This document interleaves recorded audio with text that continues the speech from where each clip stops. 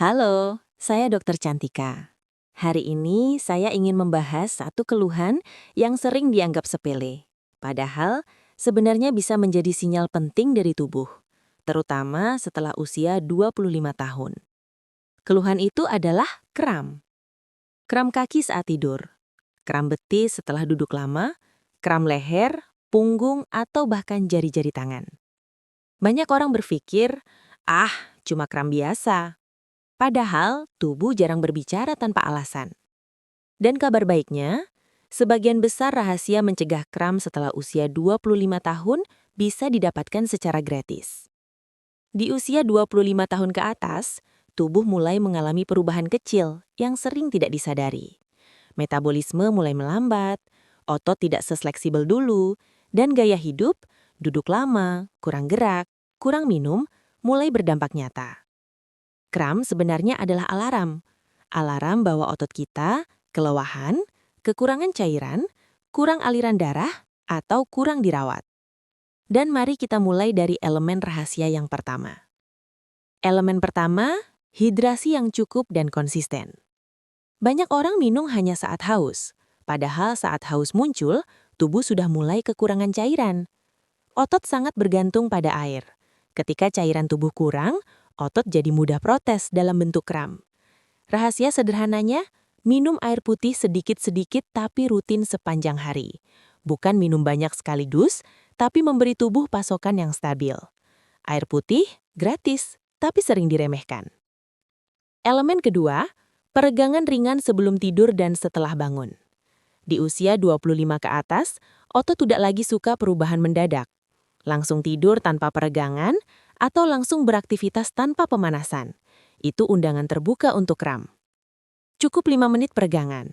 Betis, paha, punggung, leher, gerakan sederhana.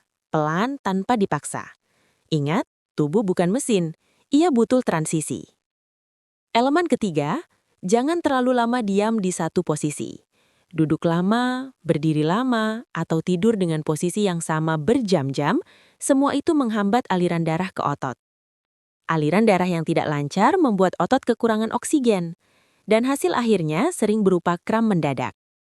Solusinya gratis, bergerak setiap 30 atau 60 menit.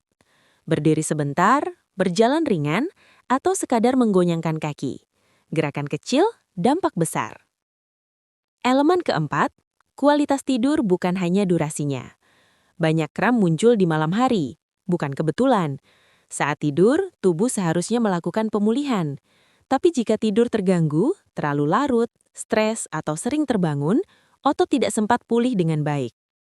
Tidur yang berkualitas membantu memperbaiki jaringan otot, menyeimbangkan elektrolit, menenangkan sistem saraf. Dan semua itu dimulai dari kebiasaan sederhana, tidur teratur, dan mengurangi layar sebelum tidur. Elemen kelima, pernafasan dan manajemen stres.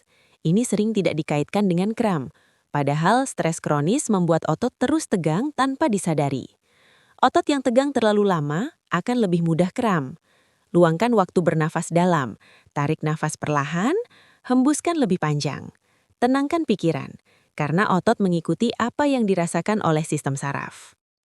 Dan sekarang, saya ingin menekankan satu hal penting. Di usia 25 tahun ke atas, kram bukan tanda lemah. Kram adalah pesan. Pesan bahwa tubuh ingin diperhatikan, dirawat, dan diperlakukan dengan lebih sadar. Bukan dengan obat dulu, tapi dengan kebiasaan dasar yang sering kita abaikan. Saya rangkum, rahasia mencegah kram setelah usia 25 tahun yang bisa didapatkan gratis adalah air putih yang cukup, peregangan ringan dan rutin, tidak terlalu lama diam, tidur yang berkualitas, dan mengelola stres dengan nafas dan kesadaran tubuh. Sederhana, tapi konsisten. Tubuh tidak menuntut kesempurnaan. Tubuh hanya minta dipedulikan sebelum ia terpaksa berteriak lewat rasa sakit. Saya Dokter Cantika. Dengarkan tubuh Anda, karena ia selalu berbicara jujur.